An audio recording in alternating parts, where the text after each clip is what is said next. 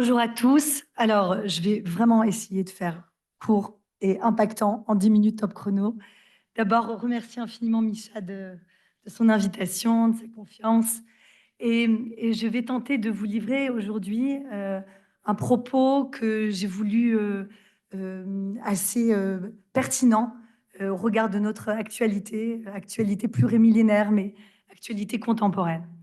Alors, je vous invite à explorer cette thématique de l'alliance et de la modernité en convoquant la question du corps, mais le corps entendu au sens large, le corps social d'abord, le corps sexué et le corps endommagé et blessé. Alors, comme l'a rappelé Valérie, voilà, je suis avocate de profession. Une de mes matières, c'est le préjudice corporel précisément. Et par ailleurs, j'ai fondé une association qui s'appelle les Amis du Rafsax, qui a pour vocation de transmettre, de faire diffuser la vision, la pensée, les actions du Rafsax dans le monde francophone, notamment de la France-Israël. On a actuellement une vingtaine de sachants. Je vous invite à nous rejoindre. Euh, donc, et je vais aussi convoquer, donc avocate que je suis, donc juriste de formation, la vision magnifique, très éclairante, très pertinente de Raphaël Drahi, que j'ai eu le plaisir de connaître, de rencontrer lorsque j'étais stagiaire à Radio J, ça fait quelques années, lorsqu'il faisait ses chroniques. Et au-delà d'être un homme absolument affable, charmant, il était d'une précision millimétrée dans le maniement des concepts. Donc, j'espère ne pas le trahir en vous transmettant une de ses visions, notamment à travers la loi du talion. Donc, le Rav Sachs et Raphaël Drey sont deux voix majeures qui vont éclairer mon propos. Donc, je vous invite à me suivre dans cette plongée vivante et même contre-intuitive dans ce que l'alliance entre Dieu et Israël a encore à dire à notre époque de conflit, d'exil et de crispation identitaire, particulièrement en miroir de tous les discours. Alors, j'ai trouvé que ce mot-là qui résonne en moi, absolument sidérant, qu'on entend depuis des années, depuis toujours, mais particulièrement depuis 2 ans, plus encore, comme l'a suffisamment étayé, explicité, écrit Micha, des discours mortifères qui appelle tout simplement à la mort du peuple juif, la mort du peuple juif sur sa terre, mais à la mort, la disparition du peuple juif, l'effacement du peuple juif, donc en diaspora et sur sa terre, donc depuis le 7 octobre. Donc, pour vous faire comprendre un peu ce que la loi, l'éthique juive a à dire sur ce que nous vivons en ce moment, le Rav Sachs, dans un de ses commentaires sur la paracha Korach, qui est dans le livre de Bamidbar. Alors, Korach, pour rappel, c'était le cousin de Moïse, qui est extrêmement jaloux de son pouvoir, qui lui-même en avait beaucoup en tant que membre de la tribu de Lévi, qui avait aussi beaucoup d'argent. On dit qu'il était parti avec toutes les richesses de l'Égypte, qu'il avait des ânes et que tous ces ânes transportaient les clés des trésors de toute l'Égypte. Donc c'est vous dire à quel point il avait du pouvoir, notamment à travers l'argent. Mais c'était aussi un homme de grande stature et d'un grand charisme. Sauf qu'il est extrêmement jaloux de Moïse et il conteste son pouvoir. Et là où c'est extrêmement intéressant, c'est que le Rav Sachs va nous montrer comment une contestation naît. Et ça ne va pas vous échapper que cela résonne de manière absolument contemporaine. Donc, on passe toujours à dire que Korach était une sorte de grand, comment dire, orateur très charismatique, dont la fourberie était assez évidente. Mais les choses sont un peu plus complexes que ça. Parce que lorsque vous lisez le texte de la Torah, vous regardez que Korach a eu cette forme de génie de convoquer plusieurs groupes tout à fait disparates. Il avait sa propre contestation à lui, absolument personnelle, et deux autres groupes ont été impliqués, les Réouvénites, deux personnages qui étaient des semeurs de troupes depuis toujours, depuis l'Égypte, qui s'appellent Dathan et Aviram, et d'autre part aussi 250 des enfants d'Israël, des princes de la communauté. Et tous ces magmas de personnes-là, de communautés-là, avaient tous des griefs contre Moïse. Et le génie de Korach, le génie maléfique, c'est d'avoir su amalgamer toutes ces revendications, tous ces griefs pour en faire une contestation globale et absolument opaque. C'était des alliances, on va dire, contre nature d'une certaine manière, puisque leurs revendications étaient assez contradictoires, en ce sens que, plus ou moins, et je ne veux pas être trop caricatural, mais ils voulaient tous à peu près le pouvoir. Korach a fait semblant de dire que ce pouvoir serait partagé de manière égalitaire, sachant que la notion d'égalité, évidemment, est tout à fait évanescente, et que la question d'équité, de dignité, du visage de l'autre, comme disait Lévinas, est beaucoup plus, voilà, c'est la vision du judaïsme. Mais donc, cette alliance contre nature est très intéressante dans la manière qu'elle a eu de se constituer. En fait, Korach, il a monté comment dire, tout un discours qui était complètement traversé de contre-vérités. Que dit-il? Et alors là, c'est fou, c'est un renversement absolument sidérant qu'on entend aussi aujourd'hui dans, dans le fait de voir cette appropriation des douleurs du peuple juif, notamment de la Shoah, pour le peuple palestinien. Korach va dire, est-ce que tu nous as fait sortir d'Égypte? Et il qualifie l'Égypte comme étant un pays ruisselant de lait et de miel pour nous faire mourir dans ce désert sans prétendre encore t'ériger en maître sur nous. Et là, c'est absolument sidérant parce qu'on se dit, mais c'est complètement fou, son discours est complètement aberrant. Évidemment, en Égypte, on était dans un esclavage absolument terrible, aussi une confusion des sexes. Les hommes faisaient les travaux des femmes, les femmes faisaient les travaux des hommes, les bébés mouraient jetés dans le Nil ou placés dans des briques. Bref, toutes les images terribles qu'on a pu voir au moment du 7 octobre, elles étaient là, présentement en Égypte. Et au sein du peuple, on voit une sorte de renversement de la vision de ce qu'a été l'Égypte. Et le Rav Sachs va mettre, en fait, ce qui va se passer, c'est qu'il explique qu'il va y avoir un phénomène surnaturel, c'est que Dieu va créer, vous savez, une sorte de trou dans lequel vont disparaître tous ces contestataires. Et le Rav Sachs explique, mais pourquoi Moshe a été absolument impuissant face à cette révolte, qui pourtant était absolument grossière, comme on le voit dans le discours actuel que subit Israël dans la diaspora et sur cette terre. Parce que Moïse a dû recourir à ce signe-là, parce qu'il était rabaissé au niveau des rebelles. Et je rejoins un peu Jacques, on va dire, dans sa vision pessimiste, aussi même révisionniste de ce que dit le droit, c'est que face à tant d'aberrations qui vous laissent les bras ballants, tellement c'est grossier, ben parfois il faut des phénomènes assez surnaturels. Alors qu'on soit croyant ou pas, force est de constater que tous les miracles, on va dire, la force d'Israël, le renversement de situation, le périple, les malheurs terribles auxquels on a échappé, notamment avec l'Iran, démontrent que, alors là je vous parle en tant que femme croyante, mais que le peuple d'Israël est hors, comment dire, au-delà du destin des autres peuples et qui bénéficie d'une sorte d'algacha pratique, de protection, on va dire, divine. Mais ce qui se passe dans cette histoire de Moïse et de Korah, c'est que Moïse est ramené, il n'a pas la force, il est ramené au discours de tous ces dissidents. Et le Rav Sachs dit aujourd'hui que ce qui perdure dans les mouvements comme le postmodernisme ou le postcolonialisme, excusez-moi, c'est l'idée qu'il n'existe pas de vérité. Il n'y a que des rapports de force.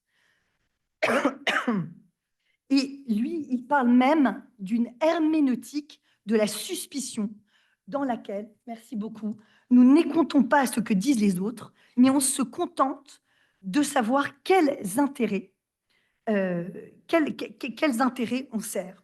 Et donc la vérité n'est qu'un masque porté pour dissimuler la quête de pouvoir. Donc aujourd'hui, pour renverser une puissance coloniale, telle qu'on accuse Israël de l'être, eh bien, il faut inventer un propre discours, dit le Rav Sachs, son propre récit, son propre narratif, et peu importe qu'il soit vrai ou faux. Vous voyez, c'est comme dans l'histoire de la contestation de Moïse, peu importe que c'était grossièrement mensonger, eh bien, c'était aller tellement loin que seule, entre guillemets, l'intermédiation de Dieu était possible.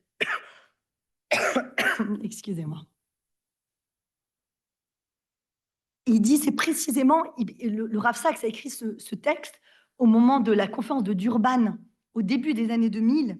Il dit que c'est précisément la caractéristique de toutes les campagnes menées contre Israël sur les campus universitaires et dans le monde. Tout comme la révolte de Korah, cette campagne rassemble des individus qui n'ont rien d'autre en commun que la haine du juif. Les uns appartiennent à l'extrême gauche, d'autres à l'extrême droite, d'autres sont antimondialistes, d'autres encore se préoccupent sincèrement du sort des Palestiniens.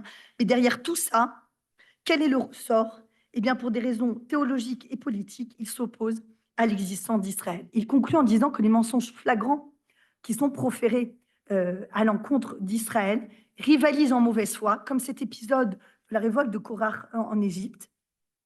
Et il conclut en disant, mais pourquoi s'encombrer de la vérité alors que la seule chose qui compte, c'est le pouvoir. Et pour disposer de pouvoir, il faut raconter une autre histoire. Je m'en réfère aussi en ce sens, parce que alors, j'ai l'intérêt, on va dire, d'intervenir dans des sociétés, voilà, dans le privé, dans le public, en France. La cause des enfants, la cause des femmes, bon, je le disais en toute humilité, mais très cher. Je fais aussi beaucoup de droit de la famille, droit des mineurs, le placement d'enfants, notamment des enfants juifs en foyer. Donc, je suis très proche de ces thématiques-là. Et c'est vrai que j'ai été absolument, encore une fois, pardonnez-moi de reprendre ce terme-là, absolument sidérée au moment du 7 octobre, parce que j'avais beaucoup de personnes de manière interdisciplinaire avec lesquelles j'interagissais sur des questions sociétales et évidemment qui convoquaient le droit. Et effectivement, ce qu'avaient subi les femmes, notamment au moment de Nova, était complètement invisibilisé. Et quand j'ai posé la question de manière très frontale à certaines, je leur ai dit, écoutez, on s'appelle, on partage pour définir les contours d'une intervention ou sur tel ou tel sujet, sur tel ou tel grand procès. Vous savez, aujourd'hui, il y a un grand mouvement, on va dire, de victimisation d'une certaine manière en France. Tout le monde est victime de tout.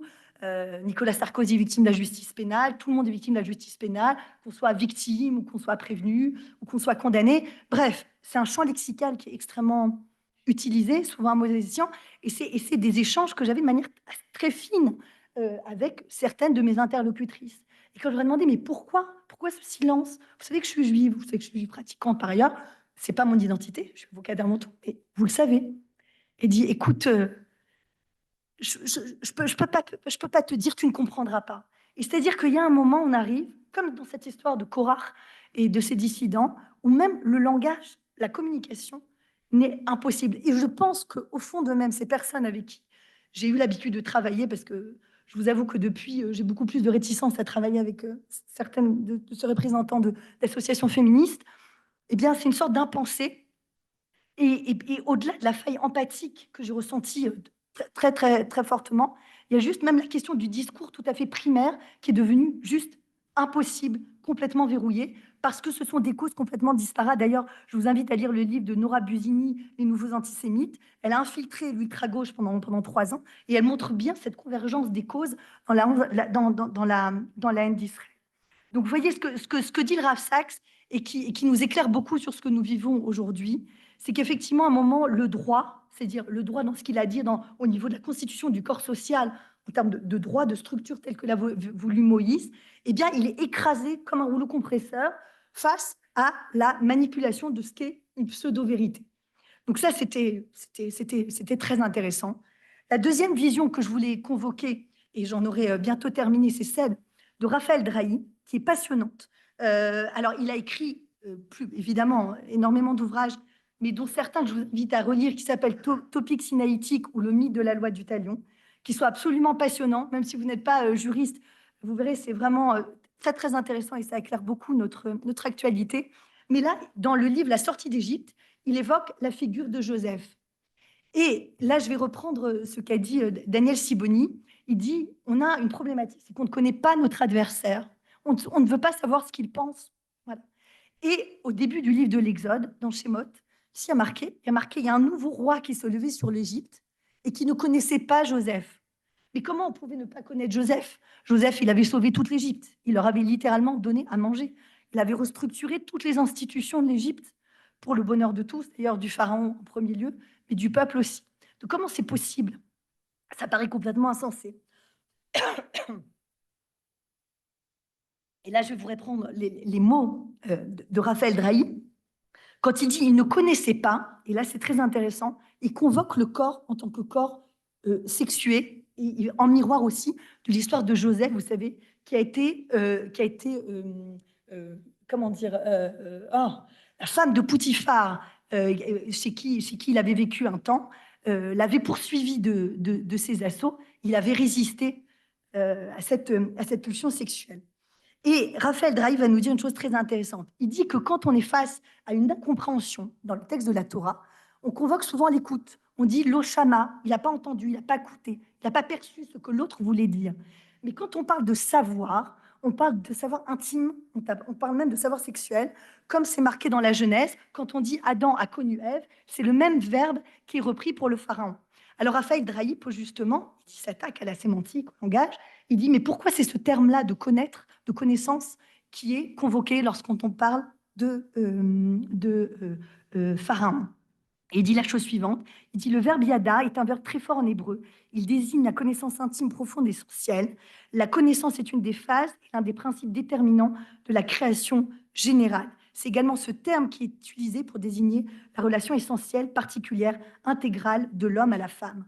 On peut dès lors comprendre que ce roi d'Égypte, qui ne connaissait pas Joseph, c'est pas simplement qu'il était dans le déni ou dans une forme d'ingratitude, où il ne voulait pas se rappeler de tout ce que Joseph avait fait pour l'Égypte ou de tout ce que Joseph représentait, mais Joseph lui était littéralement étranger, comme un corps étranger, pas en tant qu'individu, mais en tant que principe.